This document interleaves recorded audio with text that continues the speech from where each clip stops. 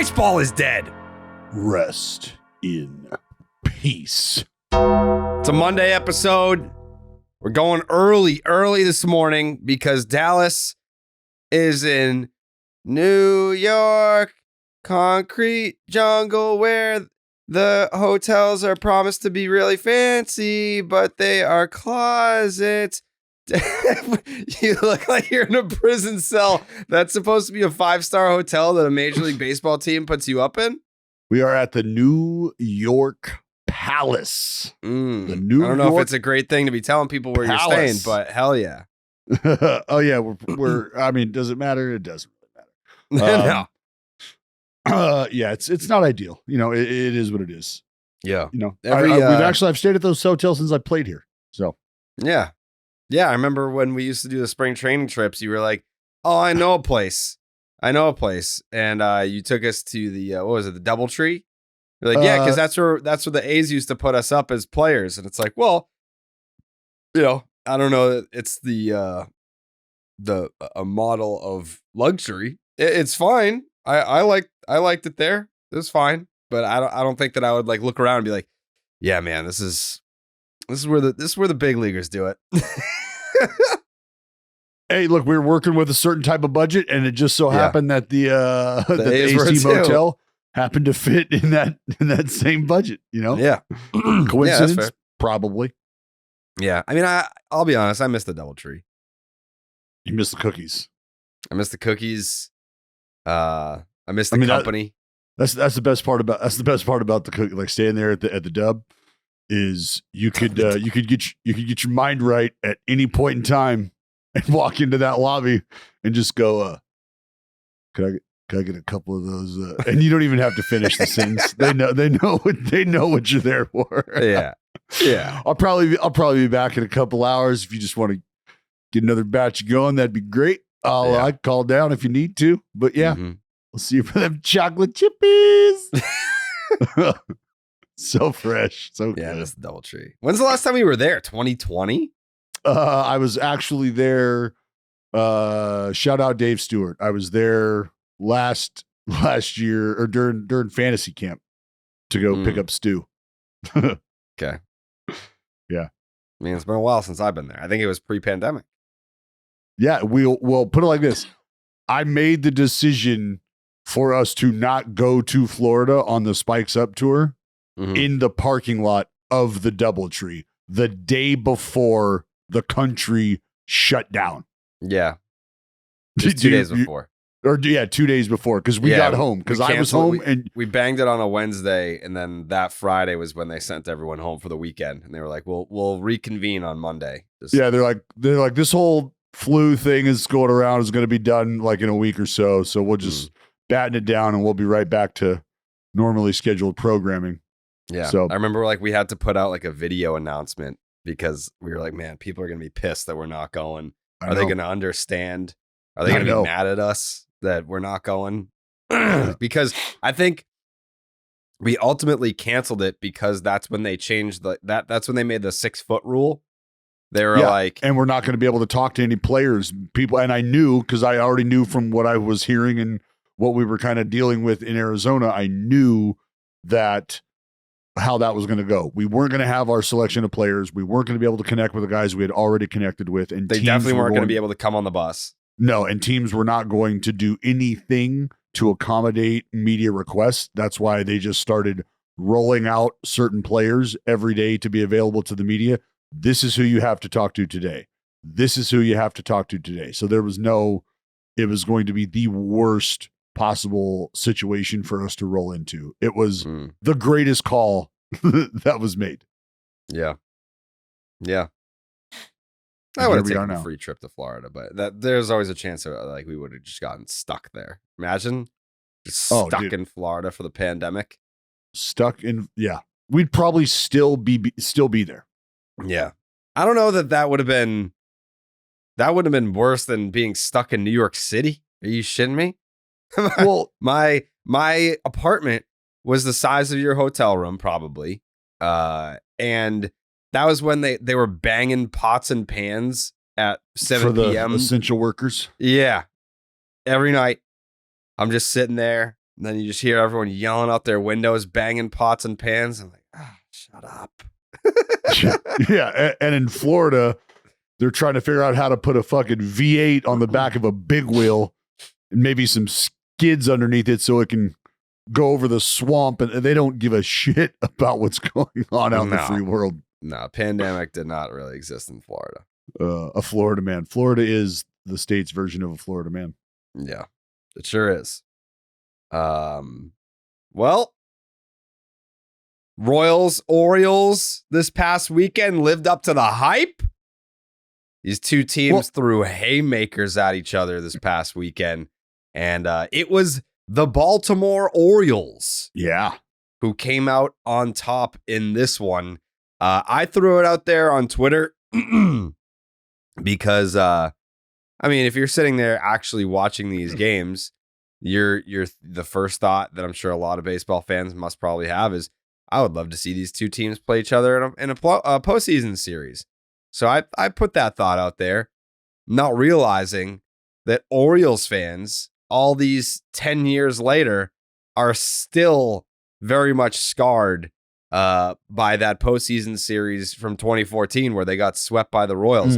Like the Orioles are objectively better than the Royals. And I said, oh man, would love to see these two teams play in the playoffs. And all the replies were Orioles fans being like, no, please. Like they genuinely want no part of the Royals because of what happened in 2014. It's a long ways away. It's a very different ball club. I feel like that series went very differently than one might this time around. I don't know. Let me ask you, series. No, I guess I just mean where the productivity comes from. Because if you look at the series and you look at the scores, it's not like there was a pitcher's duel at any point in time, right? In any one of these games. I mean, the best outing comes yesterday from Cole Irvin, right? 6 and 2/3. Swerving Cole Irvin? Swerving Cole Irvin, baby. Swerving Irvin.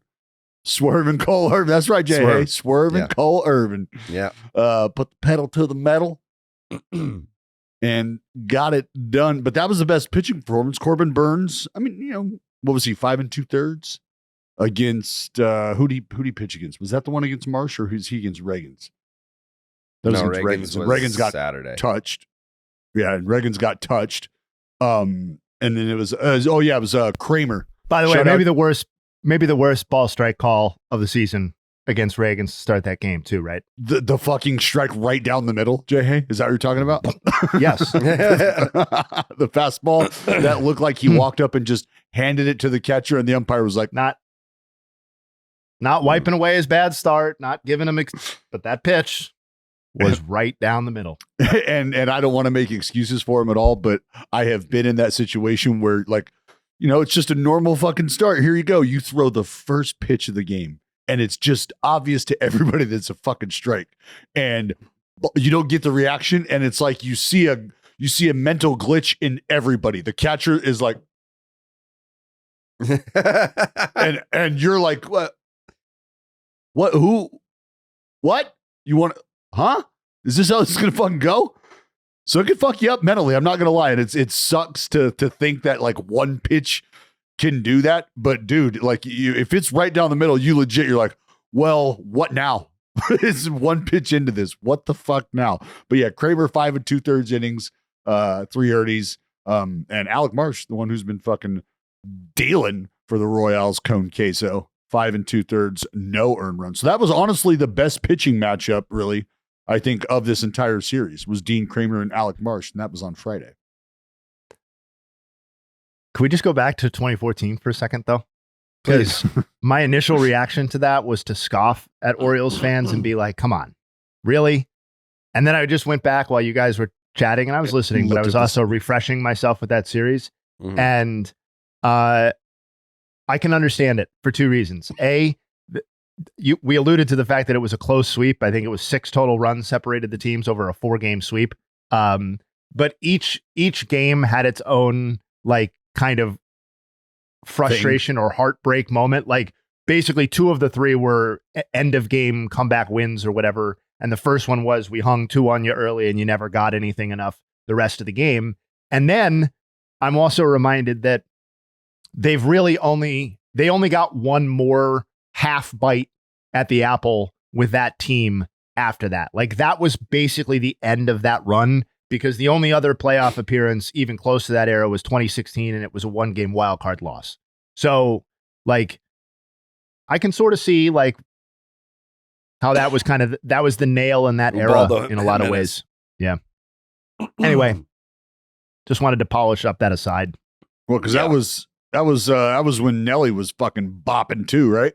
How many was that? 14, you said? 14 was the series we're talking about. Yeah. Yeah. Yeah. Nelly Cruz was on the team. Adam Jones, Markakis, JJ Hardy. That was the team we're talking about. That was the group. Yeah. Scope. Yeah. Yeah. That's the post Brian Roberts though. Yes. Yes. Obviously, that was the first of 2 consecutive World Series appearances for the Royals. Yeah. The Royals scored 16 runs in this series. The Orioles scored 18 runs. It was an 18-16 total affair. I know Jared. I saw Jared tweet about it at least, but like the Orioles lineup, just in terms of home runs, is just utterly relentless. Everybody in the fucking lineup can pop you, and even the dude down at the very bottom, Jay, who hasn't found a baseball yet, Jackson Holliday. Like even he possesses that power. I mean, that's a whole nother story we can get into, Jackson Holliday. But yeah, like this is a lineup that has threats all up and down it. Like legitimate threats all up and down the lineup. 23 homers over their last 10 games. That's back to April 11th. No other team has more than 15 over that stretch. So they've been on a heater for real. I mean, how many guys in that lineup do you think can legitimately hit 20 plus home runs? Well, if Jordan Westberg's this good already, 7. I'm trying to think of who can't. I think the more interesting question is who can't. Anthony hit 20. Santander. Anthony Santander had a 14-17 OPS in this series. Jordan Westberg had a 12.95 OPS. Ryan Mountcastle was over 1,000. Adley Rutschman was at 1,000.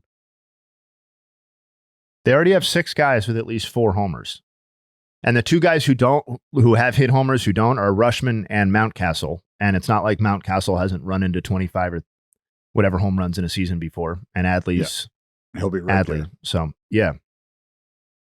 Other than Jackson Holliday, everything is clicking right along. Yeah. Well, do you want to revisit that, Jay? Because I know that you're. Here's the thing. I want to defend Jay for a second here before he says anything at all. All right. Because it's kind of like if you're the manager, right, and you bring a relief pitcher into a situation and then he gives up a bomb and then fans are like, well, why did you bring him in? It can be the right decision and you get the wrong result. That doesn't make the decision wrong. It's just not the desired result, which happens. It's baseball. With Jackson Holliday's call-up, it was clear that he was ready to get called up. It hasn't worked out since he's been called up. I believe he's 1 for 30 right now. He has gotten off to a remarkably poor start. Yeah. Yeah. 1 for 30 with 16 strikeouts. He's hitting 0.37, right? 0.33. 0.33. Sorry. 2 walks, 16 strikeouts, 1 hit, and I believe it's a single. Yes. So thanks for that preface. I guess based on Reddit's response, I'm going to be the guy who represents Jackson Holliday on this podcast. So that's fine. I'm very, very happy to own that once the stock bounces back up. Little context here, that 0.33 batting average and 127 OPS. That is both of those are the worst through a player's first 9 games since 1990, when Gary DiSarcina put up even worse numbers through his first 9 career games. So it has been bad. It hasn't just been kind of bad. It's been really bad. But here's I guess my response is, I'm disinclined to listen to people who said that hundreds of minor league plate appearances and more AAA plate appearances than he has so far received here were not evidence that he was ready for the call-up, and that these plate appearances in the major leagues are evidence that he is not ready. The problem is that it's if we're going to just default to the idea that, okay, the Orioles were correct to not call him up after spring training, which seems to be the response to Jackson Holliday's struggles here. My response to that would be, okay, if they were correct and knew that he was not ready, why was he then called up a week and a half, 2 weeks later, 10 days later, whatever it was? Because that would suggest that if the team didn't feel strongly enough about their stance that he wasn't ready to keep him in the minor leagues, because it's not like they don't have prospects that could have come up and replaced those other guys in the interim while Jackson Holliday, quote unquote, got ready. Okay. And if we're talking about him struggling and the importance of him facing challenging left-handers or challenging pitchers overall, then that is far more likely to happen in the major leagues still. And if people are looking for struggles and then a bounce back before they're willing to say that he's truly ready, then these are the struggles. Like, I just don't, it's a chicken and an egg thing to some degree that people are always going to see, that it's a Rorschach test where people are going to see what they want to see through this. And if he struggles, that's what he's supposed to do. That's Mike Trout. That's Mike Trout's first taste of the big leagues that set him up for success, Hall of Fame career down the road. It's just like, yes, he's been very bad. He also hasn't been any worse by wins above replacement or really any other way than Urias was before the call-up. I don't think they've really lost much by getting his struggles out of the way like this, while they've been kicking ass the rest of the offense. And that right there, that is the biggest takeaway from all of this, is there's two different angles that you can view this from. One is there's an artificial timeline in place for when you're supposed to see a hot prospect because of the manipulation with service time. So there's an artificial timeline in place where fans think, all right, he's ready. All right, he's not. And whether you believe that timeline matters to the actual player development or not is another conversation. But if you are on a team where you're in a position that you have prospects like a Jackson Holliday, but you're also in a position where you can be competitive. We're talking top of the division competitive. You now have a decision to make. Are we going to impact, and is this move, bringing this prospect up, going to affect what we have going on right now in a negative fashion? Or is this something that we feel can ultimately impact us positively? And for the Orioles, I think the answer to that is he can absolutely impact us positively. And here's the sweet spot where the Orioles are operating in, is they have enough productivity occurring throughout the rest of their lineup to sort of weather this Jackson Holliday storm right now. And they can take his blows, they can take his punches with him, because there's other guys in the lineup that can do the heavy lifting, because he's not coming into this situation having to propel this lineup to be able to contend for a division. He is merely supplementing what this lineup already has to offer. The flip side of that coin is being on a team where you are not going to be contending for the division, and you do have a guy who is looking towards the future. That guy's progress, if he's going to be an everyday player for you at this level, and there's nothing that is retarding his growth in the minor leagues, he's probably better served to learn at the big league level as well. Why? Because his struggles and his growing pains are not going to impact your ability to compete for the division, and he will be much better served facing elite arms, big league stuff day in, day out. Because otherwise, he goes down to the minor leagues and starts to toil. And now he becomes the 4A guy who absolutely eats alive minor league pitching. That is just, on all accounts, a degree or two less than what you're seeing in the big leagues for command purposes, for stuff purposes, all of those reasons. So it's a perfect spot right now for the Orioles and Jackson Holliday. And just in terms of the binary, like right, wrong, the Orioles front office was correct, Jay Hay and all the people who were vocal about the fact that Jackson Holliday should be up in the major leagues were wrong, I'd be a lot more open to that idea. And we may get there, But I might be a lot more open to that idea if we hadn't seen the Orioles immediately backtrack on that firm stance that they had, that he needed to go down to the minor leagues and work on some things, because they didn't accomplish anything in the service time department by keeping him down the length of time they did, as far as I understand. So I just, that seems to be an immediate backtrack on their stance.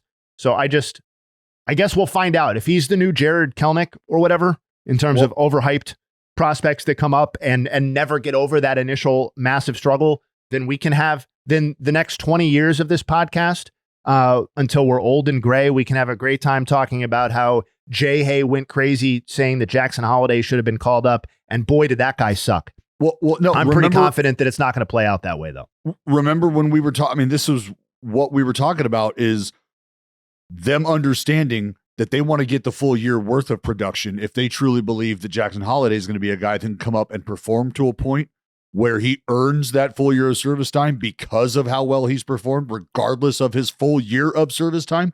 They might be in a position now, and I'm not saying that this is how this is going to play out, but could the Orioles very well be in a situation where they say to themselves, look, what we're getting from the boys outside of Jackson, we feel like is enough. He's not going to be that push us over the hump type of guy that we thought he was going to be. It's not like we needed that guy, but that might now allow us to send Jackson Holliday back down to AAA. And then it might allow us to avoid him winning that Rookie of the Year. And that then might lead us to recouping that extra year of service time, all while we weren't sure how this was going to work out. It was a bad look early because he was going down raking lefties, doing everything we said he needed to do. He checked every one of those boxes. We acquiesced. We brought him up. Things didn't work out. Now are we in a position to kind of enact the original game plan? Listen, if he keeps striking out in 56% of his plate appearances or whatever, that question's going to take care of itself. He's going to get sent back down. They have a Kobe Mayo could come up, for example. Like that, there are other options who could come up and replace him. So yeah, I mean, I'm still hopeful that he's going to turn this around in time to not get sent back down. But you can't strike out at that rate. Like, forget the batting average and the stuff. Like, you just can't. You can't fail to make contact like that. And if you look at the big, if you go and look, I mean, the information's out on where to go and how to go against Jackson Holliday. It's there. It's there. You can go and watch the at bats. It's there. So it's is it down the middle? It's about him. No, it's about him. I mean, and like I know that's tongue in cheek, but that's also Jay Hay, an example of the difference between what I'm talking about, stuff at the AAA level and stuff at this level, right? Like me in 3A trying to get back into the count with a 3-1 slider. That slider and where it's located looks a hell of a lot different than a 3-1 slider in the big leagues getting located to get back into the count. And then that 3-2 slider that you're going to suck on, that looks a lot different too. Because sometimes that 3-2 slider doesn't come at AAA because they don't have the confidence to throw it for a strike or anywhere close to get you to fish. So you get your fastball. It's a different fucking animal up here, man. Completely different. But you can go and look at how he's been disposed of, and there's a lot of continuity in the attack plan. Mm. Good defense, though. They got that a lot in a lot of places. Yeah, it sucks. I mean, there's obviously, you feel bad for the kid. He's 20 years old. Like, imagine, like, what the fuck were you doing when you were 20? Obviously, you were in pro ball, but like for me and Jay Hay, like, I'm trying to think of like, what was I doing with my life when I was 20? Like, I don't think I could handle the pressure of being like the Messiah, the next coming of God, and you're just struggling out there, and everyone's noticing, and you're in the age of social media where everyone's got an opinion. And I'm sure he's hearing every bit of it. He's 20. I'm sure he doesn't have the maturity of a veteran player to be like, you know what, fuck it. Like, I know plenty of guys that either they have, their team handle their social media during the season, or they just straight up delete the apps off their phone. Like, they don't look at it. When you're 20, he's probably looking at every bit of reaction to his struggles at the big league level right now. And that's not helping to take that into the next day. No, but I think, and I truly mean this. I think having his dad there and just having that pedigree and understanding how this can go, I think he is well geared to be able to handle these struggles.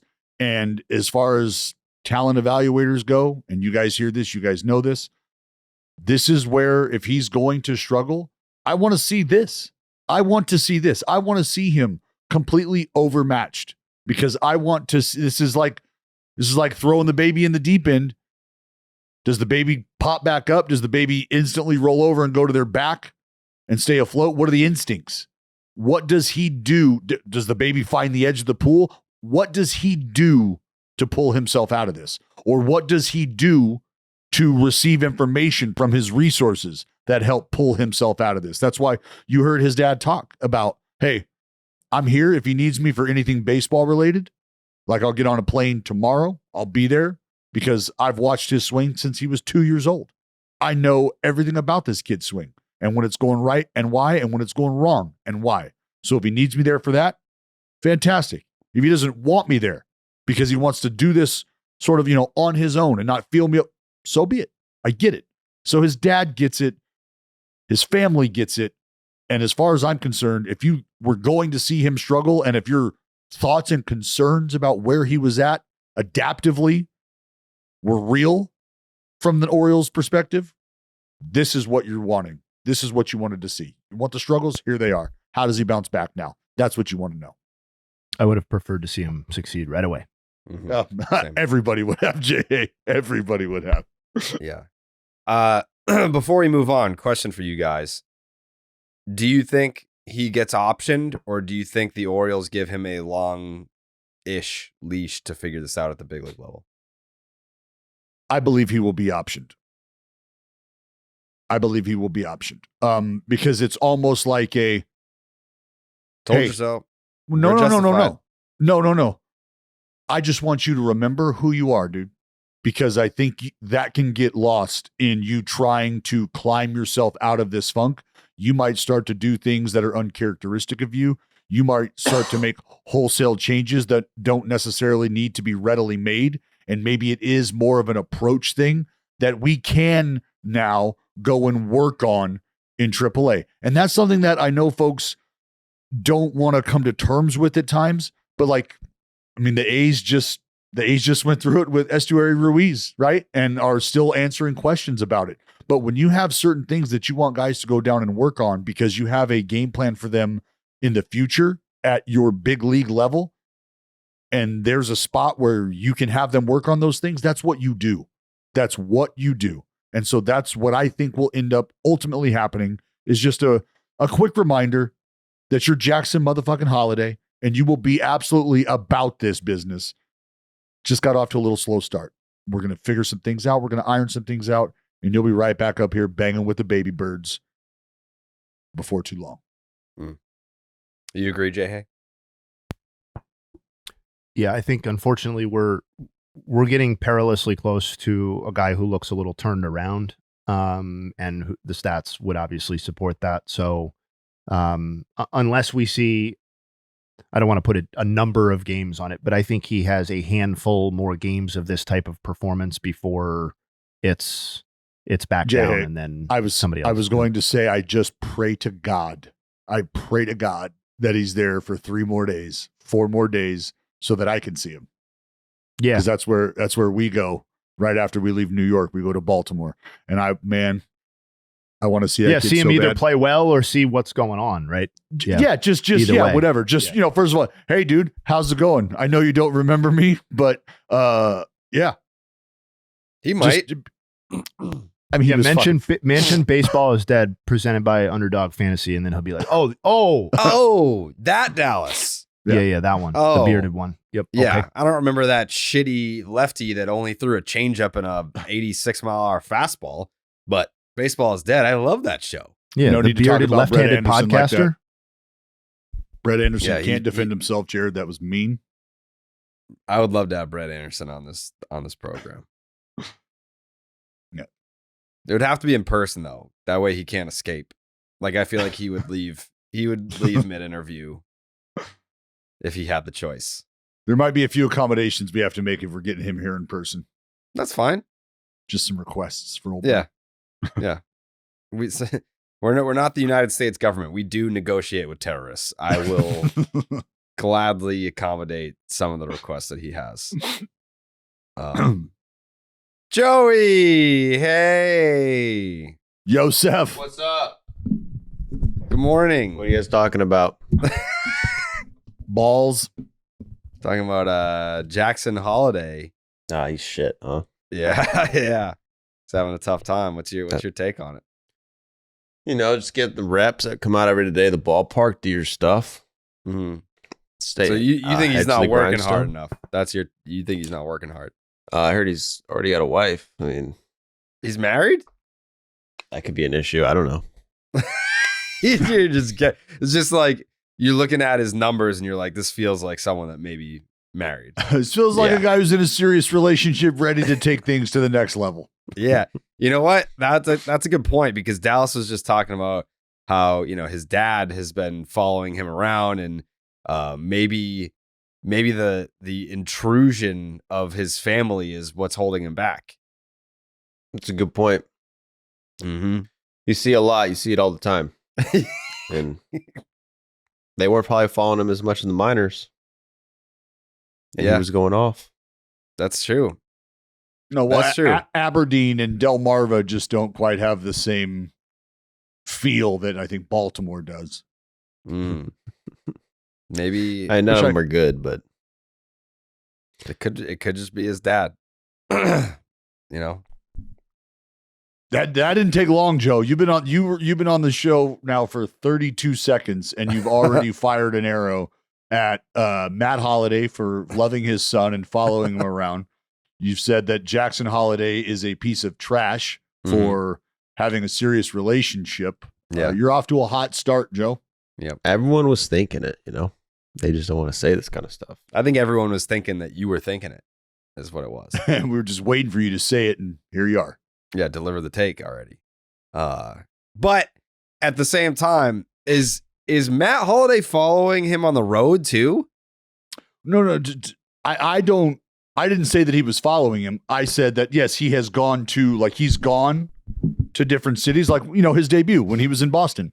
Yeah, that's right. They had him. Well, he jokingly, he was like, great seats and all. They had me right next to the fucking dugout. Yeah. I could probably be a few rows back. I don't need to be I'm fairly noticeable too as Matt fucking Holliday.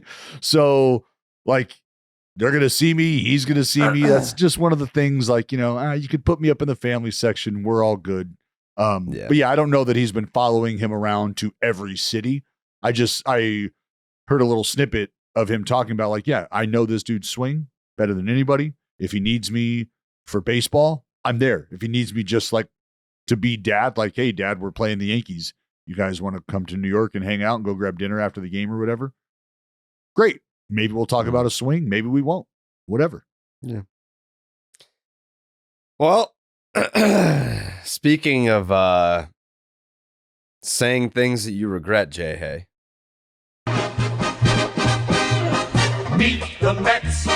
Meet the Mets. I don't regret a damn thing. And I hope Dallas is standing by my side on this one because I guess we're a tag team here. Yeah. Fuck him, Jay. Hey, fuck him. Let's do it. We can spend the whole podcast me just defending takes all day. Let's just do it.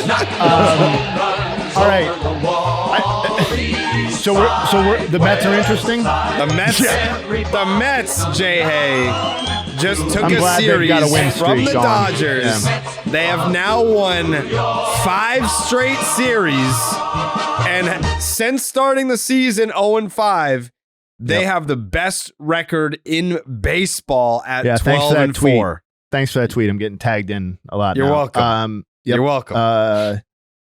I mean, nobody wants to hear this. I think Best the record in the more interesting baseball. side of the Mets-Dodgers sweep is the Dodgers losing, but we can get to that later, I Well, guess. I mean, we can talk no, about no, I Yamamoto. Listen, we can get it on both sides of the coin here, but on the Mets side, 5 straight series wins, and these are not slouch teams that they've been taking series from.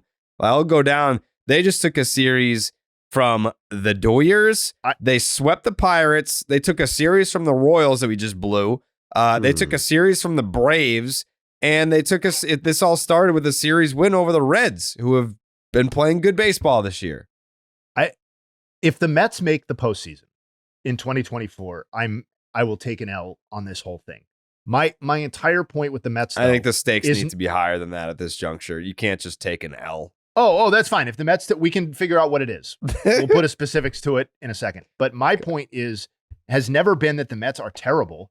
It's that they are a average-ish team. We just talked about this, whatever it was, last 2 podcasts ago. 78 to 84 win team that has no immediate serious postseason prospects. And my question moving forward is and remains, where are they getting back to a high-level contending window? And I'm not saying they don't have a plan. I'm saying it's confusing to me to see where they go from here to get back to where they supposedly were just, 3 seasons ago, 2 seasons ago? That's the point. And if Mets fans, and there are plenty of them clearly, who are able to derive satisfaction out of a really earnest and scrappy win streak here at the mid-end of April, I think that's fantastic. And that is part of what makes baseball great and baseball fandom great. I'm not going to say that the Mets are suddenly a really interesting team because of this. I'm just not. No, what like that's the whole thing those are 2 very different things. No one said that the Mets were god awful. No one said that the Mets were going to win 50 games. That's not what was said. Said there's just nothing overly intriguing, nothing interesting, nothing eye-popping about what this club is doing or could do in the future.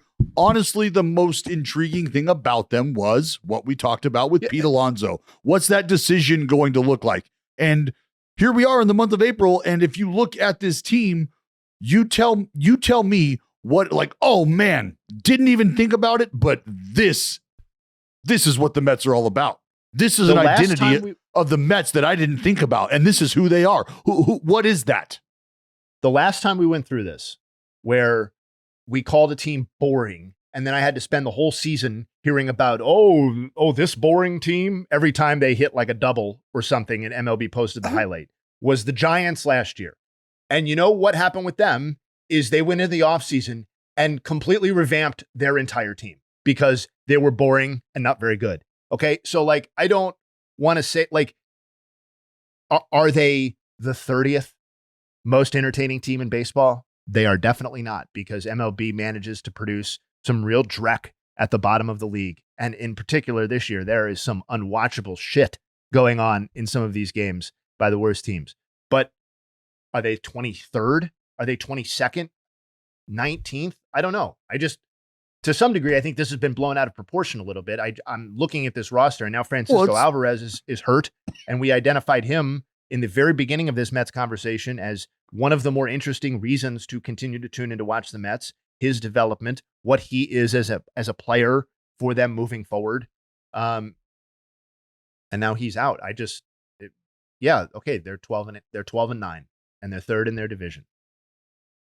All right. Yeah, I mean, it's okay to be like, look, Buto, okay, be excited about that. Okay. Be excited about that. I jokingly said Reed Garrett. I said, what's the most intriguing thing about Reed Garrett? And someone responded with, well, they got the fucking best closer in baseball, fucking Edwin Diaz. But okay. Well, fucking Timmy Trumpet 2.0. Is that what we're excited about? Like we've been there.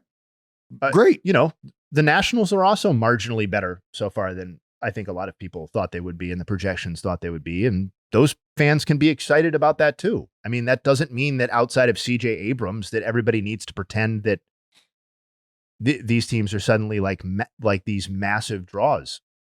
No, and it's not to take, and when I point out things like Reed Garrett, when I point out things like Buto, or I point out things like Quintana, that's not taking away from what they have done. I'm highlighting those dudes because they have been successful, but there's no way you can sit here and tell me that their success and how they're going about it is turning your TV on at night. That's what's lighting your candle. No, they've had a good run of baseball right now. 6 in a row since the 14th. After Tyler Glasnow completely rearranged their innards, it's a pretty good run. Also, when the Mets are really interesting, we discuss them all the time. Yeah. Well, and we also discuss the Mets when they're not really interesting, Jay. Right. Even if they're winning ball games, we can discuss the Mets. Would you argue that they were more interesting going 0-5 first part of the season or now? I mean, for their fans, I'm sure they're more interesting now. I don't know that either one of them did much for me. It's a good question. Wow. Well, I think it's just too early to like tell you why it's not interesting, I guess. That's what Jay and I have sat here and done, is tell you why it's not interesting. But what is more important or what is more intriguing than winning 5 or losing 5? I don't know. Yeah, I think I would agree with Jay Hayes. I don't know that there's enough to take away from either one of those that tips the scale heavier one way or the other. Oh, they lost 5. I told you, they're not even discussed. You can't even talk about them. No. I just thought that I thought that the reaction would have been different because of the quality of the opponent. Like, it's not like they've won 5 straight series against like the White Sox and the Pirates and the fucking No, that's a good point. The A's. Like, they've beaten some good teams during That was this literally streak. one of the teams was the Pirates. I know It was they the swept the Pirates. Pirates, Yeah, but swept they the Pirates. also have beaten really good teams. Well, no, they swept. I mean, that's the thing. If you're going to tell them that they're interesting, or tell us that they're interesting, but then they lose to a team like the Pirates because they're so fucking terrible, then you don't get to say, oh, but overlook that. Overlook 3 of those wins. Overlook half of that streak, and still give us credit for beating a really good team, even though we don't think they're a really good team. Still give us credit for that, and even though Glasnow shoved it up our ass, still give us credit for that. I'm extremely surprised that they've beaten all these teams. And help is on the way. I think not in the immediate future, but I think the update on Senga was that he'll be ready not too long after he's eligible to come off the 60-day, which was May 27th. And then the update on JD Martinez was that he's not super far away. I think he got a cortisone shot in his back on like April 7th or 9th or something like that. And it was more or less what they did last year with the Dodgers, I was reading. He just showed up. They put a cortisone shot in his back, like not like preemptive, like his back just kind of sucks. But they gave him a cortisone shot at the beginning of the year, and then he hit 33 home runs. And he was like, it worked last year. Let's do it again this year. So it kind of like sounded a little preemptive, but like he just kind of has chronic back pain, I'm assuming. So yeah, JD Martinez has yet to play a game for these Mets, and Kodai Senga is, call it, a month and change away. Well, hold on. You said Kodai Senga, he went down. What is that? What's the date of his? May 27th is when he can come off. Oh, is when he can come off. Yeah, and they said no, he's gonna come back. He's not gonna come back the day he's eligible, but not long after he's eligible to come off. Okay, so they feel like he's throwing. He's all right. Yeah, interesting. I think. Yeah, he threw off a bullpen mound on Tuesday for the first time. So yeah, and I don't know. I mean, I'm not going to speak for them. I don't know if there's articles out there that talk about how many pitches he's thrown or anything like that. No. But if Tuesday was his first time off the mound, there's a chance that is a very limited number of pitches. That is a very low intensity level. And that will continue to ramp up. That's great news. That's exciting to hear. I'm going to watch that fucking dude slice and dice more. Yeah. Mm-hmm. I'm here for that. Yeah. And that is a huge shot in the arm, but 30 days,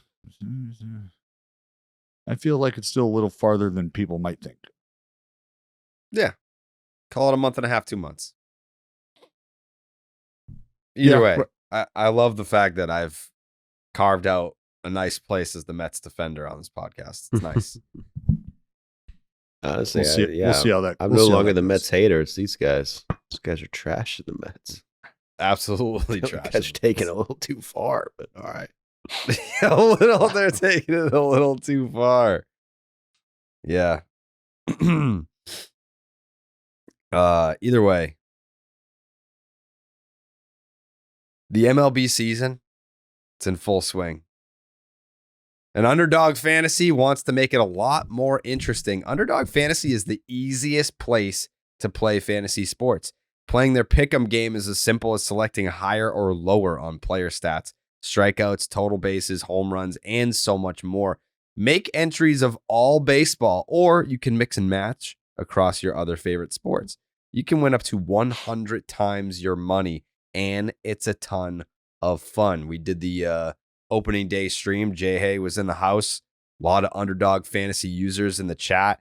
They were benefiting greatly from taking our picks. Also, we were going promo central, giving people free bonus money left and right. We're going to be doing more of that. We're going to be discussing. Are you coming to this dinner, Jay Hay, on Wednesday? Yes, sir. Oh, hell yeah. That's great. That's great news. The place we're going to is right down the street from my house, I think. Oh, beautiful. Yeah. Even more convenient. Yeah. I'm excited about it.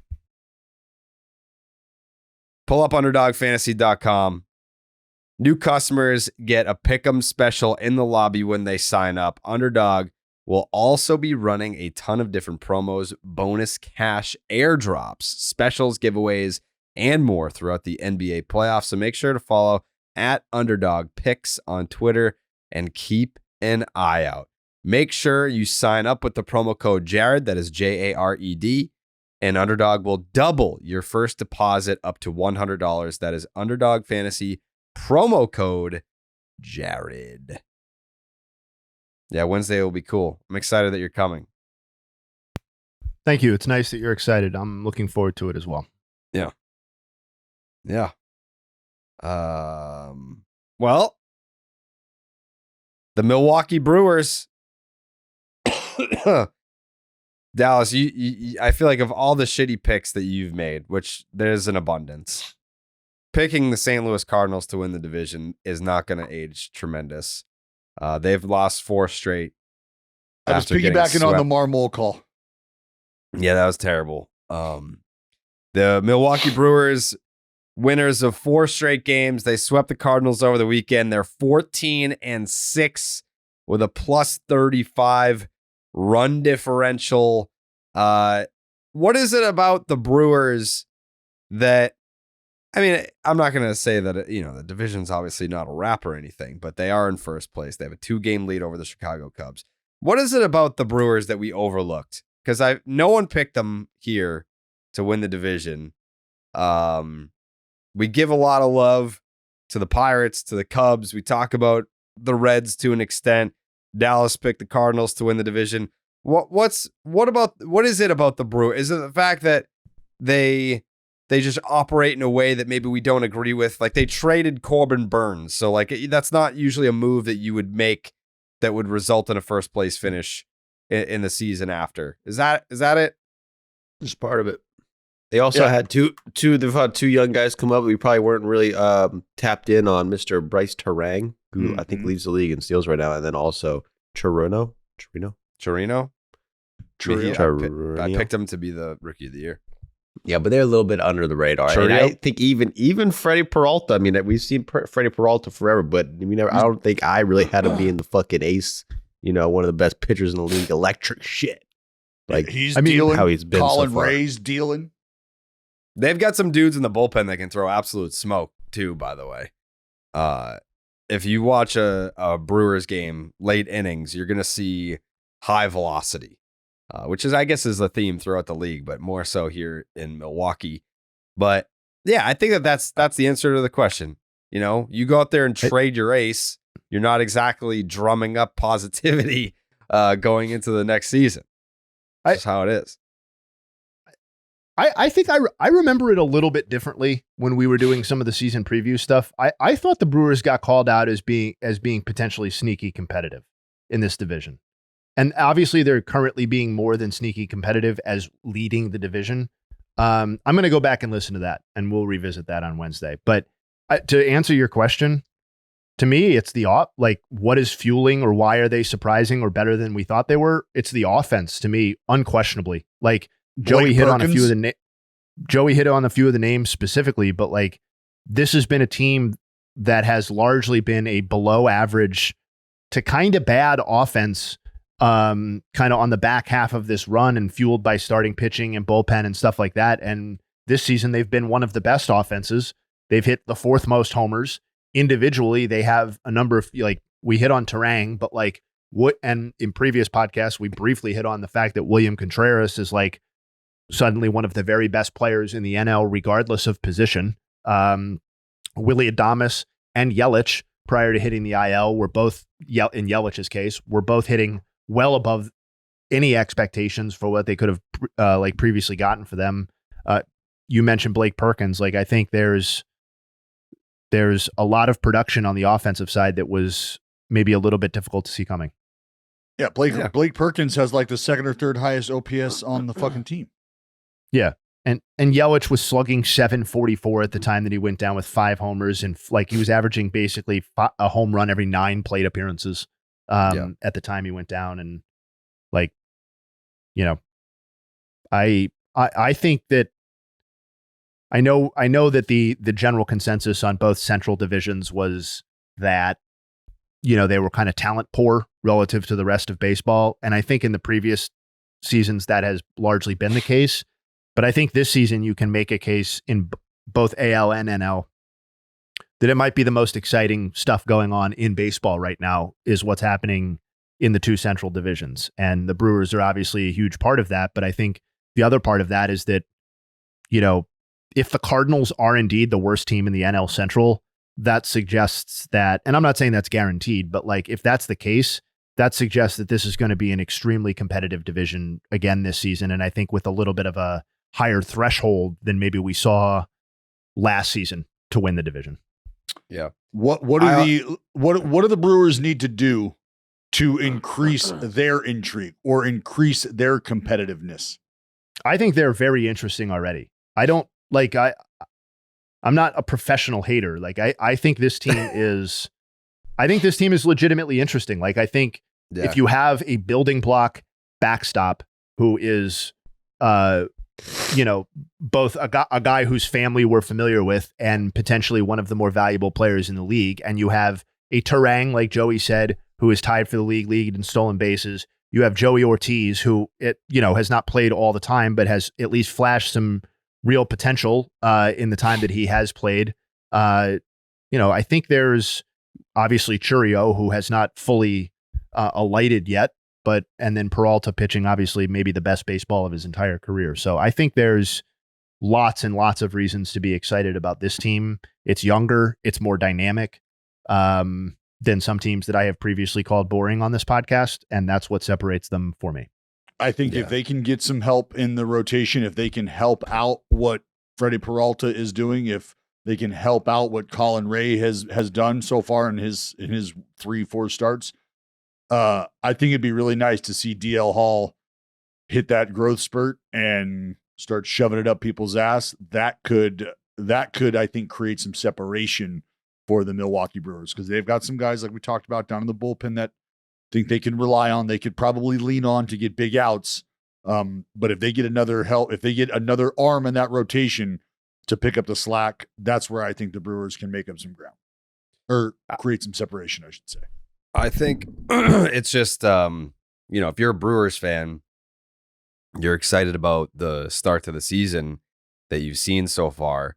But if it were me, I'm looking at the product being like, this is great and all, but how much better would we be if we still had Corbin Burns? You know, like, and maybe that's an ownership thing. It's a market thing, whatever, because he's in his walk year, and we'll see what happens if he re-ups with Baltimore or goes into free agency. But the Brewers have been knocking on the door for 6-7 years now at this point, where they've got one NLCS to show for it. I just feel like when you're not a big market team and you have a talent like Corbin Burns, you have to go for it. And I get that that's how like teams like the Brewers that are in a smaller market, they have these elongated windows of being competitive. It's kind of like the Tampa model where, they'll trade a Blake Snell while he's still under control and still good and can still help them win. And they'll trade a Tyler Glasnow because they're interested in continuing their windows longer than other teams that have to reset because of the luxury tax or whatever. But when you only have that one NLCS to show for it, it's just kind of, I would much rather they keep their best and just go pedal to the metal. I mean, this is my wheelhouse. This is like, to me, there are so many parallels between how Cleveland and Milwaukee operate, and the success that they've had. And, they were both fronted by managers for a long time, but like, it's tough because on one hand, you can't help but respect the continued success at a lower payroll and the constraints that the front office operating under, and the constant talent, reintroduction that both of those teams and the Brewers specifically in this conversation have done, while simultaneously being frustrated as a fan for exactly the reasons that you're saying, where it's like, and the players in the clubhouse. This is yeah, for sure. And this is all very impressive. And yes, you have a great player development pipeline. And yes. But like, what if we just pushed in a little bit more one of these years? Or like, wouldn't it be great to just like put us over the edge? It's like, when the Pirates were great during the McCutchen era, it was like you'd get to every trade deadline. It was like, all right, this is the year the Pirates are going to push in a little bit more and get that piece that's going to put them over the top. And then it would be like Lyle Overbay for you. It was like, or whatever, like, complimentary corner first baseman platoon guy that they got in a given year. So it's like, I get it. It's a double-edged sword because the Brewers are incredibly well run, and there's a lot to like about this organization and the team now and moving forward. But to your point, they'd be better off with Corbin Burns this season. Sure. Even if it's just one last run, because that they were never going to pay him. It felt like that bridge was getting a little shaky. I mean, they had no problem taking that dude to arbitration. They pissed him off. Yeah. Over peanuts. And so as much as you might think that the player being there was going to be the best thing, maybe him not being there could also be part of why they've been able to move on. Who knows? Maybe that relationship was fractured to a point where it was time to move on. I don't know. But either way, Brew Crew, they sweep the Cardinals. The Houston Astros have lost another series. This was to the aforementioned Nats that perhaps are a little bit better than we had previously anticipated. But outside of just sitting here talking about the Houston Astros, the last place Houston Astros at 7-16 with their negative 28 run differential. The Oakland A's have a better record than the Houston Astros. That's how that works. The story to come out of this past weekend, Justin Verlander returned on Friday, and he was the only bright spot, really. It was 6 innings, 4 hits, 2 earned, did not walk a batter, struck out 4, gave up a bomb. So they've got that going for them. What's the concern? What's your guys' concern level here? With the Astros? Pretty heavy. Yeah. Because, to me, it seems clearly on the pitching side, and I know that the offense, like, we can talk about Jose. I know Jose Abreu's numbers are terrible, and they came out and talked about like him needing a breather or whatever. But like, the offense is largely intact, but the pitching and the bullpen in particular have been bad. And I know they just got Verlander back, but I believe they just lost Javier. Correct? They did. Yes, to neck discomfort or neck whatever. So that's close to a 1-for-1 swap, I would think, in terms of what you can expect for those guys in the interim. So like, and we talked about the bullpen as being really, really potentially dominant in the front 3. And then what are they going to get after that? And so far overall, they've gotten a 5.36 ERA, which is, it is 28th in baseball so far this season.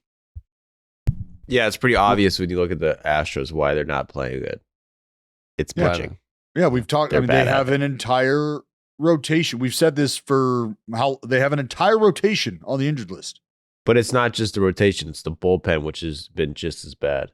Yeah, well, the bullpen's not performed, and they're missing some guys, but when Luis Garcia, shelf, Christian Javier, shelf, Lance McCullers, shelf, Jose Urquidy, shelf, Framber Valdez, shelf.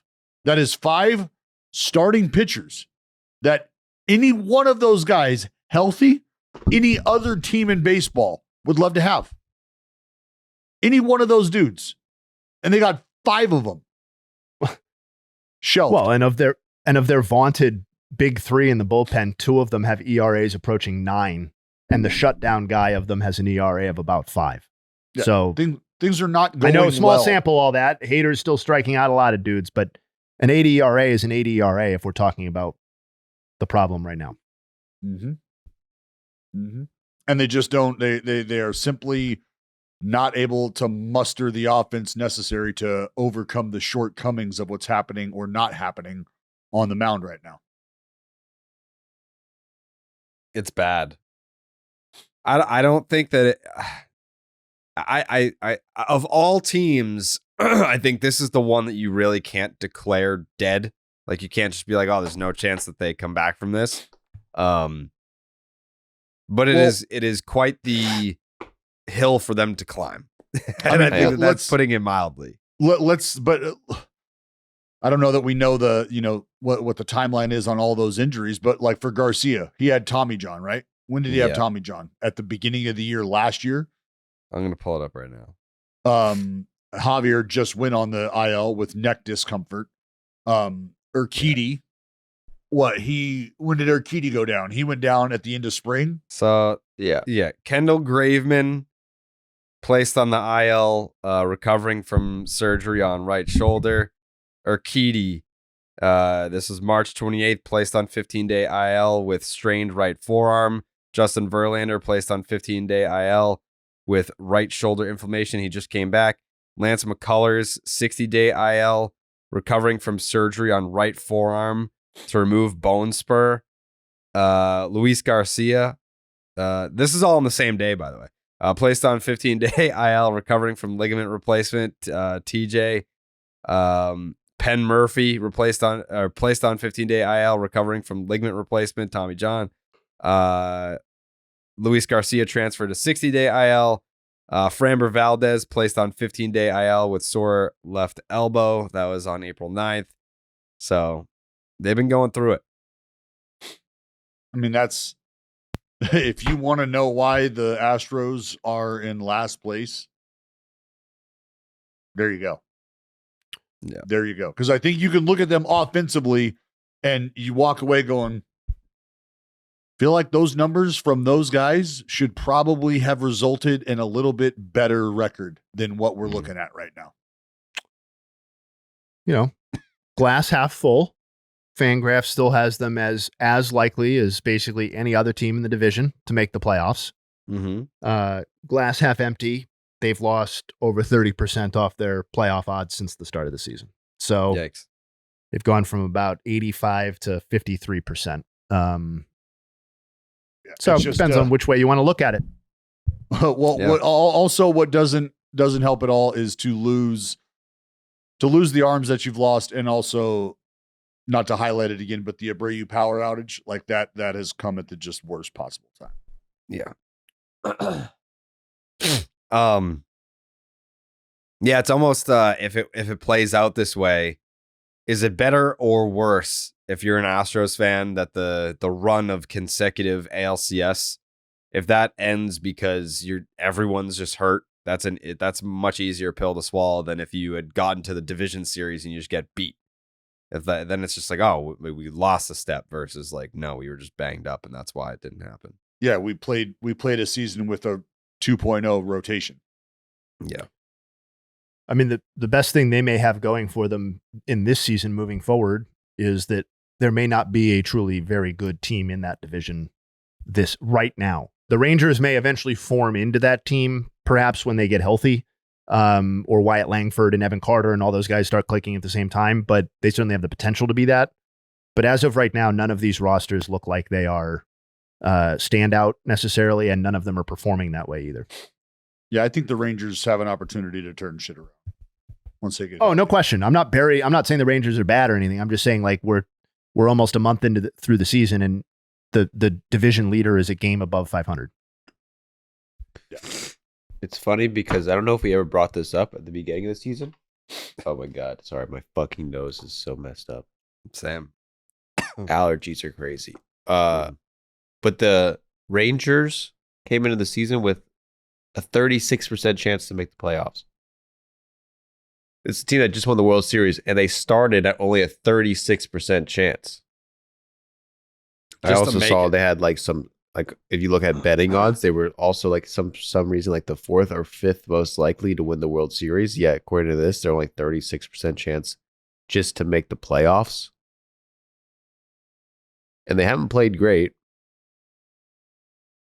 But I just bring that up to say that seems very low. Is the AL West the most disappointing division so far? Well, what did you expect from the division, I guess, is what I would ask. I would counter I expected with that. more from the Mariners. Yeah, they were like the best division last year. One of them. Yeah. Like the Rangers are defending World Series champions. They're a game over 500 and they're in first place. And the Seattle Mariners are 500. The Houston Astros are 7-16. Like I feel like there's a little bit of disappointment here. It's really just one of the Wests, right? AL or NL West. And well, that's because I think we can.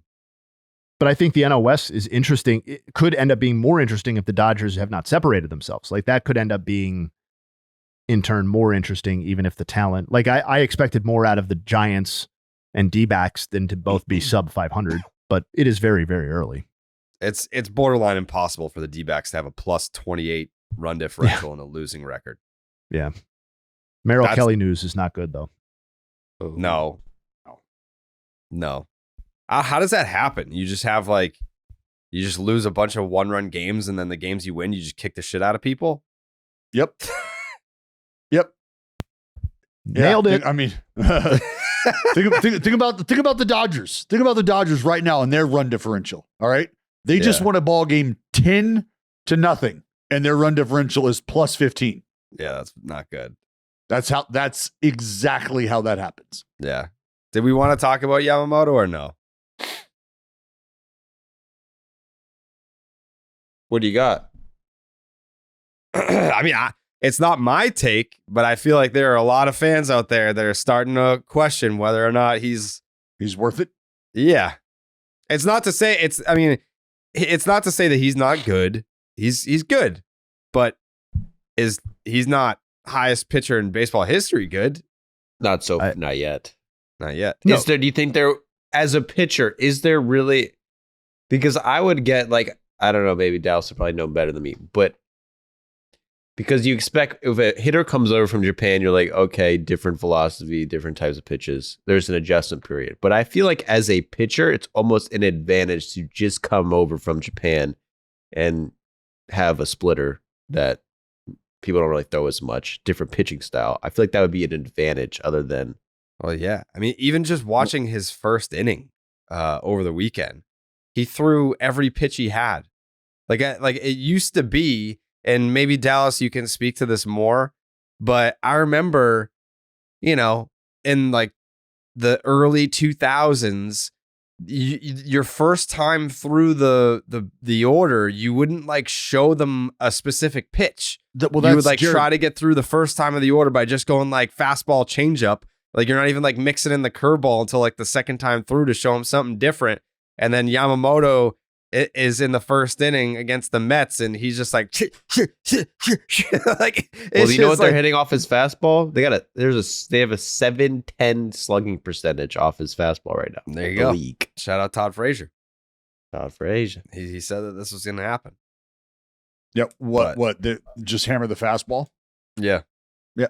And what you see is, so what you're describing is what we used to call pitching, right? Or a theory of. Yeah. And I'm not telling you that what Yamamoto is doing is not pitching. It's a different theory, though. And this is how the game has evolved, is spin, spin, spin, spin, spin, Why? Because spin's harder to hit, and especially spin with velocity. So if you can dial up hard spin, well, let's just do that a lot, and let's throw that for strikes. All right? That is ultimately the pitching philosophy today. So it's not about, like, nowhere in there is it about not exposing things. Nowhere in there is it about a fear or worry of overexposure. That's not even a thought much these days. It's, you can spin it hard. Let's do that a lot, and let's see what that gets us. Did you do that? Or you were kind of you were a 2-pitch pitcher for the most part. Like, so you didn't have a third pitch that was so good that you weren't going to show it the first time through the order, right? No, but there were times where I would just throw, like, so first time through. Yeah. If I'm going soft early, it was going to be with a breaking ball, with a slider, the slurve, whatever that terrible thing was. I would go that route, knowing that they know I'm getting they're going to get a changeup, right? Yeah. So I'm going to wait till your second, but you're not going to get one of those till your second at bat. I'll feed you the slop early, little backdoor slidro, whatever. And then from there, I'm going to move the fastball around.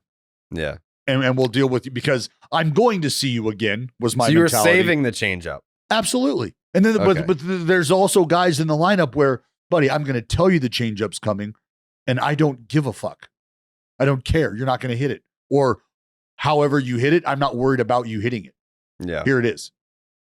So it's a different style. It's a different approach today. And it's not that he has attacked it differently because he's come over from Japan and blah, because I always go back to watching the Ohtani debut and him just blowing 100-mile-an-hour fastballs at the knees and then wiping guys out with a split off of that.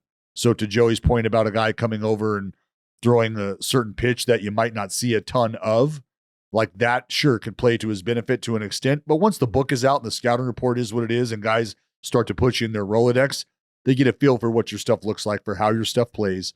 But I think the idea of pacing oneself has almost taken a back seat to the question of why wouldn't you throw your most dominant stuff as often as you possibly can? And why wouldn't you mix up all of your stuff as frequently as possible if it's about giving them different looks and giving them, variations of speed and different movement profiles? So while that question, I think, has an answer, the idea of not exposing oneself, there's also value to that as well. Yeah. If there's an opportunity here to stake out a pro Yamamoto position moving forward, I'm going to do that. Yeah, go ahead. Yep. Okay. Was he your rookie of the year pick? I believe so. I would have to go back and double check, but that seems like would have been the pick. Something you did. I'm going to stick. I mean, 325, we can debate at the end of that contract whether he ends up being worth that, but I'm still pretty optimistic overall. I've watched most of every start that he's made. If we're inclined to be generous, let's throw out that first start. Kind of a weird circumstance, right? Weird timing, weird place. Maybe first start jitters. He has a 2.57 ERA. Yeah, 2.57 ERA and a 2.03 opponent batting average with a 6.18 opponent OPS in 4 starts since then. Is he giving you a ton of innings? No, he has not yet. Has he looked like the best pitcher in baseball? No, not yet. But he also has one of the highest strikeout rates in baseball. He's got one of the best strikeout to walk percentages in baseball. That part of it seems to play. Joey rightly pointed out the success off of his 4-seamer, which is certainly something to monitor. But if you look at the other 2 pitches that he tends to throw a lot of success there so far, particularly, you guys brought up the split a lot. The split is playing. It's not like he's coming over here and throwing it and he's not having success with it. He's having an enormous amount of success with it. Batters are hitting 115 with a ton of strikeouts against it. And, the good strikeout to walk numbers and, presumably getting people to chase the split. I was curious to see what batters are doing against him in the zone, which, might portend something of an issue, speak to the 4-seam. And while it's a little bit higher than you want, it's not like he's getting shellacked at a league leading rate when he's in the zone. It's not all chase driven. So I'm pretty optimistic. I'm going to buy Yamamoto moving forward. Well, yeah, I don't know that even buying or selling on Yamamoto, honestly, is a question that needs to even be entertained, really. And to just put in perspective and remind people of why he received the amount of money he did, just ask yourself and pick any pitcher that you would like. If this pitcher, by the age of 25, had logged 3 Cy Young Awards by his age 25 season, had given you almost 1,000 innings, roughly 900 or so, 897 to be exact. If he would have given you that type of production with a 1.82 ERA, there's a solid chance you feel like that's a dude that you'd back up the Brinks truck for. And that's exactly who this dude is. Okay. So let's not lose sight of why the Dodgers invested the money they invested in this man, because at 25, he was already 3 times over the best pitcher that the Nippon League had to offer. That's why he got the money he got. Can we stick with the Dodgers? Can we zoom out for a second? Because I actually think beyond Yamamoto, like the Dodgers are worth discussing at least briefly. I mean, I think they were the consensus best or second best team. Them are the Braves to start the season by most projections. And they're, kind of kicking around at 13-11. They have a good but not great run differential. And not only is their rotation banged up, we talked about Bobby Miller hitting the IL among all their other guys who were either injured or coming back, but like they are getting a close to league worst level production out of their outfield. And I'm not totally sure how that's immediately solvable other than the players who are start playing better. Like the only teams who are getting worse levels of production out of the outfield right now are the Rockies and the White Sox, who are obviously not real baseball teams. So, I just think, the Dodgers are 13-11. Well, that'll turn. Doesn't do anything for anybody. No, are you looking at this production in the outfield and are you unconcerned? I think it's what if we throw Mookie Betts out in right field? What does that do for that? Are you making that sort of change midstream? Like I don't.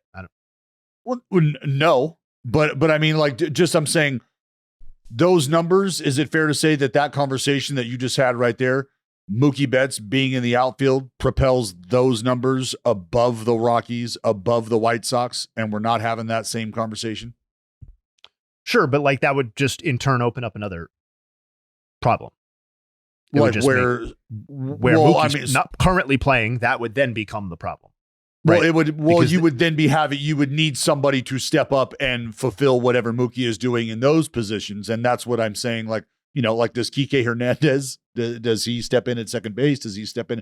Probably not. Is Gavin Lux going to give you that same type? Probably not. So I understand that. I was just saying, maybe just the Mookie Betts moving to the infield skews those numbers enough to where they undoubtedly, but like everybody who has not been Teoscar Hernandez has been fucking terrible for them. Yeah, Jason Hayward not good. And they weren't supposed to be a team with lots of holes to plug and fill over the course of the season. Like, yes, they'll probably still win the division, and maybe it's not interesting, but like I think the fact that they are already taking on water in multiple parts of their team is.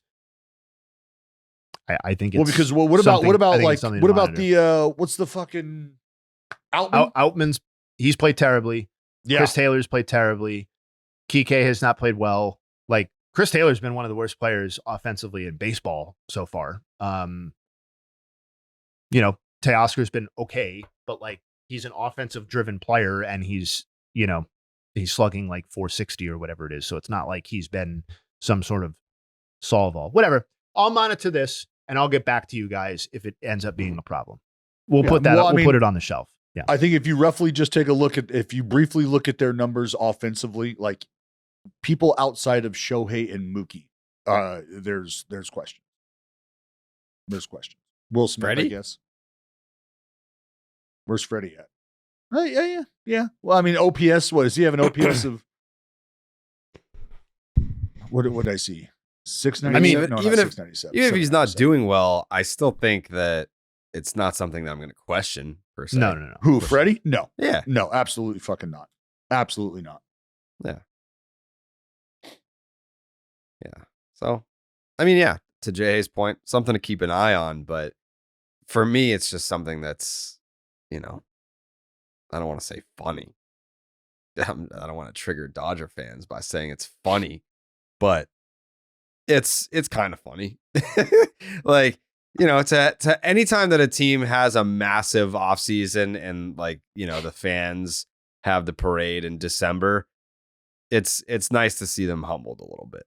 But speaking from personal experience here, I even said, like when the Red Sox didn't do shit all offseason and I had no excitement coming into this year, I was like, well, I'm going to watch a lot of Dodger baseball because it seems like that's going to be fun.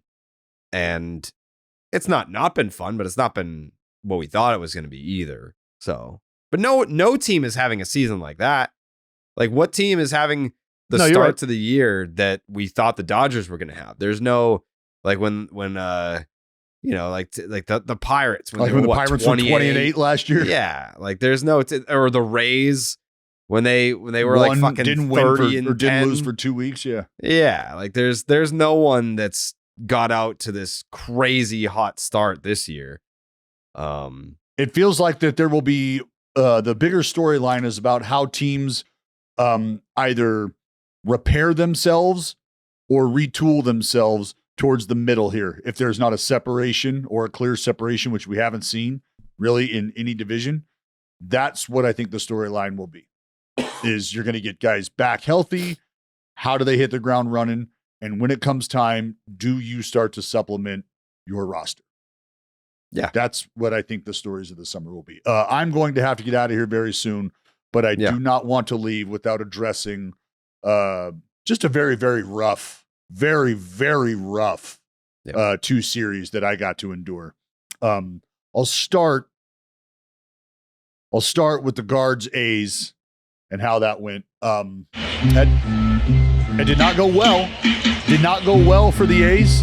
Felt like it was going to be a great test to see, what kind of improvements we have made since the first time we locked horns with the Guards. Maybe next year. Maybe next year is kind of what I'm thinking. That just did not go well at all for the Oakland A's. Outscored 51-18 over the season series between the Guardians and the Oakland Athletics. And what I take away from that is probably lucky to get one, given that margin. Is Josh Naylor is going to be a fucking problem. Stephen Kwan, problem. Is a problem. That dude has a hit in every single game he's ever played against the Athletics. Ever. He's gotten at least a hit. Stephen Kwan. The dude is, he's fun to watch. He is fun to watch. Freeman, something I took away was watching Ty Freeman out in center field, because remember the conversation was about where's the power, what's going on. 2022, Jay Hay, correct me if I'm wrong, 0 home runs for your center field position. Last year, I think there was 4 home runs from the center field position. This year, there's already 3 home runs that have been hit from that center field position. So the exchange of bat to ball to power seems to be paying off, because the fucking bat's finding the baseball, at least when they're playing the A's. I could tell you that. I've watched it unfold. And all of that to say that I believe that this team, more so than maybe any other team in baseball, is a great reflection of their manager. And do I say that biasly? I absolutely do, because I love Stephen Vogt. But what you see unfold is a team that is their baseball IQ. They're paying attention to the game. They're exposing things in the game that come up. They're not waiting an inning too long. They're not waiting an at bat too long. They do all of the little things you want to see a scrappy team that's going to have to do them they do them. They're checking those boxes.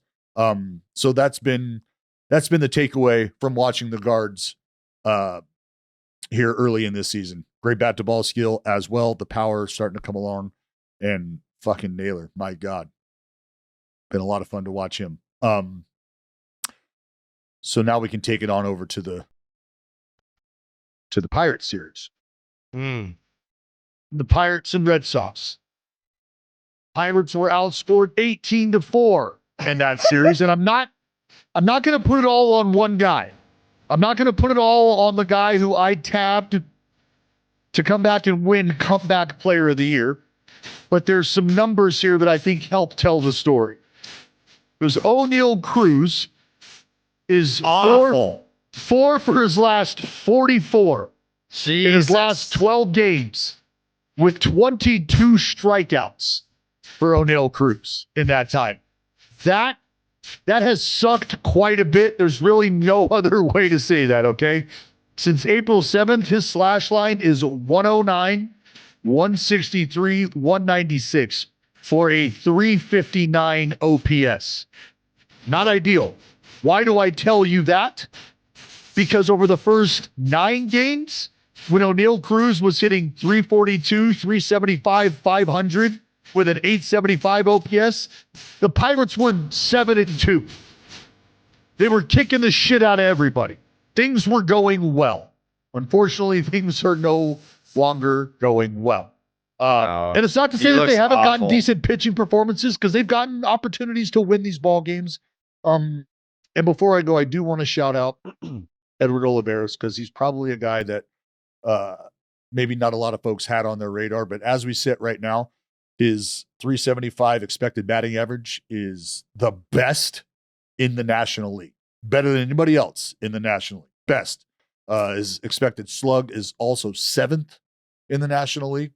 So if O'Neal Cruz ain't doing it right now, you like to see Eddie try to do it himself. Not going to be able to do it all himself.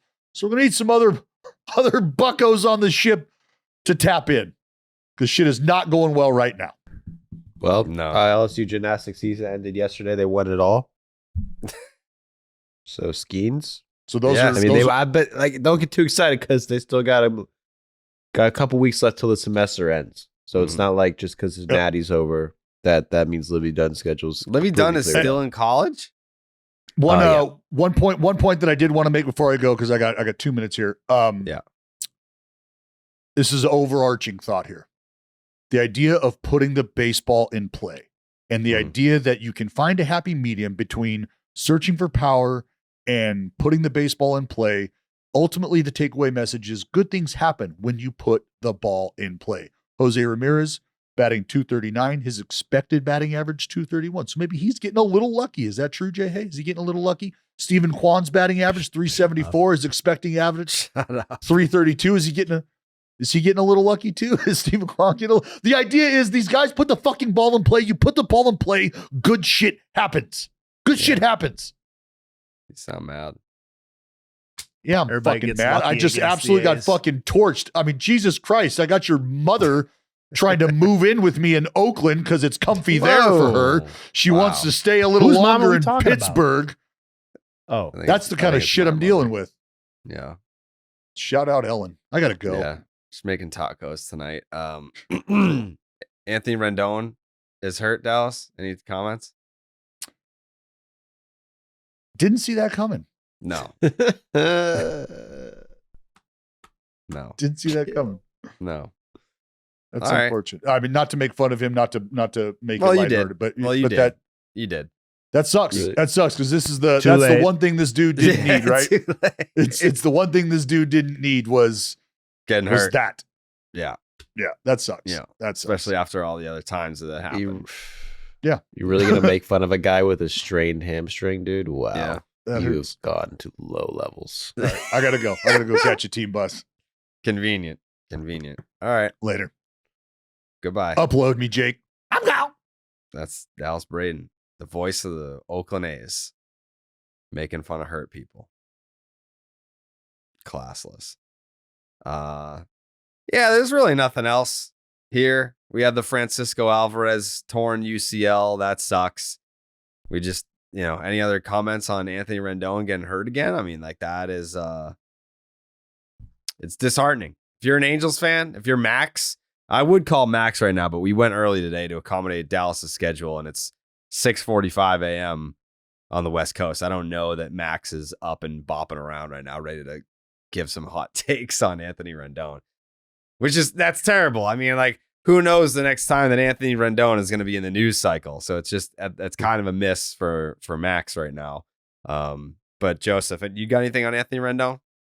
I had the same injury last year, man. And ooh, how long were you out for? I mean, all I can say, I would say I didn't miss. I didn't miss anything. I played every single softball game that I was tasked to play. Okay. I was definitely limping, and I could not run full speed because I had a fucked up hamstring, and it has a massive bruise. It looked gross, but I did strain my hamstring last summer. Mm-hmm.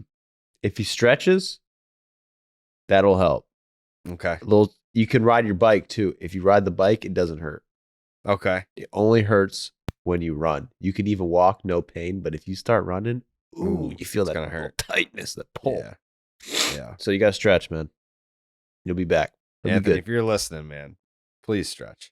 Yes. Stretch and get on that bike. I love how like me and Joe sound like we're dying, but we're gonna get through this. It's fun. It is. I'm definitely sick. Like, I thought that it was allergies, but I mean, I'm on like day 6 now. Like, there's no way it's just allergies. But Tristan Casas, this is another one that, just like right after we highlighted how great he's been, it's a rib. He flew back to Boston to get an MRI to see how bad it is. But Cora, like we said on Section 10 last night, Cora was talking like he may not make it. Like, it was very, it sounded dire. So that's a bummer, man. Like, yeah, we were just talking about how well he's playing. Yeah. Wouldn't surprise me at all if his season's over. Yikes. Really? For a rib? I thought it was like a... Jacoby Ellsbury broke his rib in April and he was out for the year pretty much. Damn. That would be huge. You remember that? 2010. I remember it now that you bring it up, but it wasn't like tip of tongue. Yeah. I mean, like, that's the only thing that I have to go on. Jacoby Ellsbury. Jacoby Ellsbury in 2010 was limited to 18 games. Yep. I'm prepared for the worst. I'm not saying that that's what it's going to be, but that's the only reference point that I have for a rib injury. Okay. So, Jake, how do you feel about it? It's brutal. I mean, obviously, we're just losing our best player every single series. Yep. That isn't hurt yet. They just end up getting hurt. So tough stretch here. Yeah. Devers is supposedly coming back tomorrow, and so is Tyler O'Neill. So while we have been losing our best player pretty much every single series, not all of them are out for the season. Trevor Story out for the season. Lucas Giolito out for the season.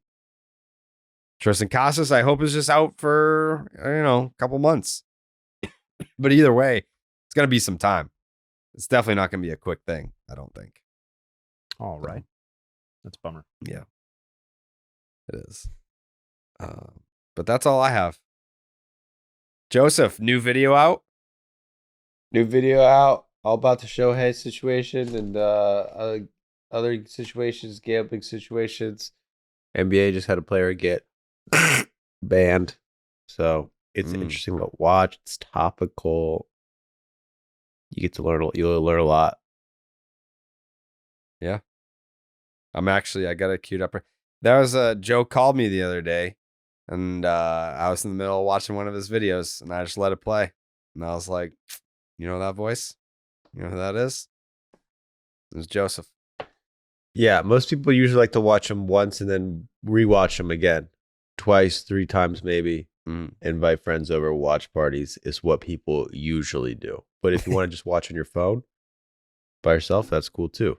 Mm-hmm. I'm also doing a live stream on Wednesday. I'm going to get a bunt single with Bartolo Colon in every single game he played. And every single what? Video game he played. Starting in 1999. And every single game that he is in, you mean?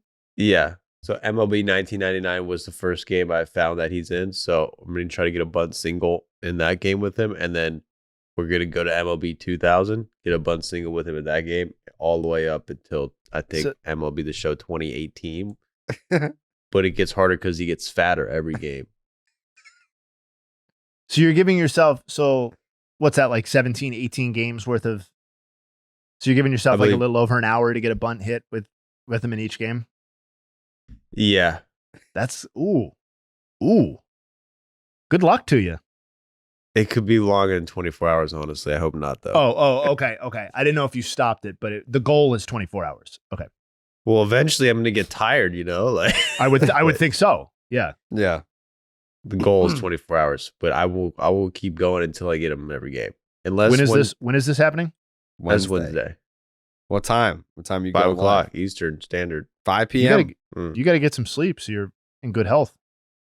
Yeah, that's true. If you're just like sniffling and dying the whole fucking stream, like you're the one that's in control of when you go live. It's not like you can just move it. It's in 2 days. I'll be good with 2 days. We'll see. I don't know. We'll see. Allergies. I get fucked by allergies, but I'm just gonna be probably like this like for the next month, or at least 3 weeks. Yeah, it could be. Got life goes on, man. You got to power through. Can't all just take a day off because we have a rib. My rib hurts, But, Right. Yeah, I feel that. That's why I'm here. So, all right. We any interesting series this week that stand out to you guys? Brewers Pirates. Brewers Pirates.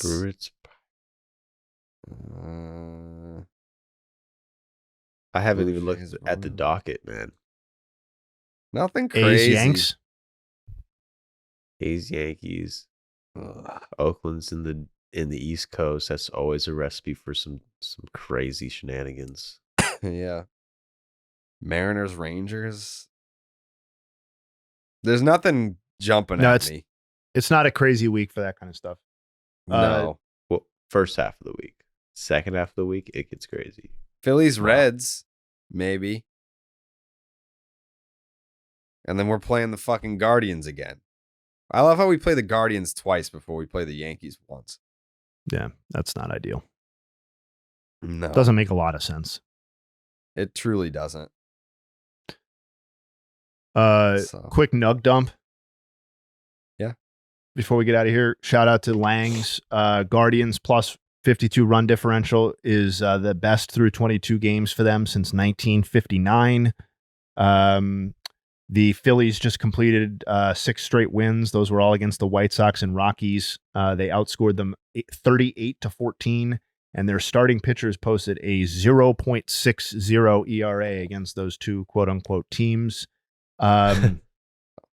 The talk about extremes right now, the league leader in batting average with runners in scoring position is the Brewers at 344, and the league worst is the Twins at 135.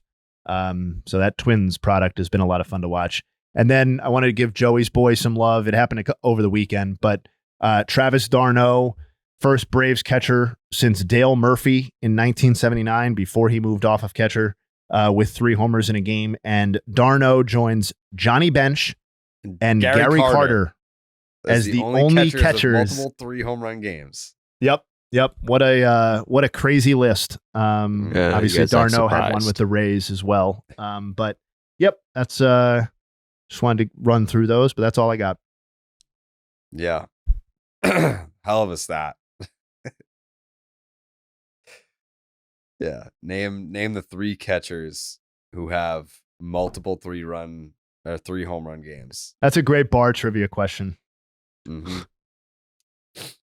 Yeah. Travis d'Arnaud. The fuck? That's what it is. Joseph, any final thoughts here today? Yeah, we went to Texas, messed with Texas. That was a good series. Mm-hmm. Shout out to Glasnow. That's a guy who I've been meaning to bring up because I feel like he's been really good this year, and it's like I'm like, why do we not call this? Like, it's so obvious. Like, the Dodgers get these pitchers who are terrible and can't even be on a roster, and then they come to the Dodgers and are amazing. When you get, you think he's terrible? No, I'm saying then you get a guy like Glasnow who's actually good. Probably wasn't really like great elite level, but like had shit. And then he's gonna go to the Dodgers. I wouldn't be surprised. Can I switch my Cy Young pick? Nope. All right, I would have done Glasnow. 37 innings leads the league. 44 strikeouts leads the league. Yeah, he has faced more batters than anyone in the league. It's all going to be, if he stays healthy, which is kind of his issue, he's going to be, I would say he's probably in the Cy Young race for sure. His walks per 9, the lowest mark that it's been since 2019. When he had a sub-2 ERA in 12 starts. So, there you go. All right. Oh, and Ozuna from the Braves. That's who I should have brought up. He's the best hitter in the fucking league all of a sudden. What's he got? 8 homers? It's not even all of a sudden. He has 9 homers. 9. If you go back to like May 1st of last year, when it was literally, I mean, we wanted to cut him. Everyone wanted Ozuna off the team. He was so shit. And then he also had a DUI, had a domestic abuse thing. So it was like, yeah, maybe Ozuna's probably fucked. He's done. He's going to get kicked off the team. Then May 1st, all of a sudden, he's been like a top 5 hitter since May 1st of last year. Like a long stretch. And he leads the league in a bunch of categories, including homers right now. Since May 1st of last year. I'm going to find that for you. What is it now? Today's April 22nd. Okay. Let's see what Marcell Ozuna's been up to. I remember that. They were like ready to straight up kick his ass off the team. Oh, yeah. This is taking forever to load. What are you looking for? I can get some of the numbers. I can tell you he's batting over 300. But he's got a slugging of 619. 47 home runs. 47 home runs. 47 bombs, baby. Damn. They done gave him the keys, man. Give him the keys. And now he's activated. Where does he rank in OPS? I don't have OPS because I'm on Fangraphs, but WRC Plus, he's 8th. Since May 20th of last year? May 1st. May 1st. OPS, he is 4th. 4th. Crazy. Only behind Acuna, Mookie Betts, Shohei, and Ozuna, the 4 best hitters in Major League Baseball. Wow. All right. We will be back on Wednesday. Enjoy this mediocre slate, this weekday slate that we've got with not a lot going on. Try to do your best to enjoy it. And we will see you then. We go.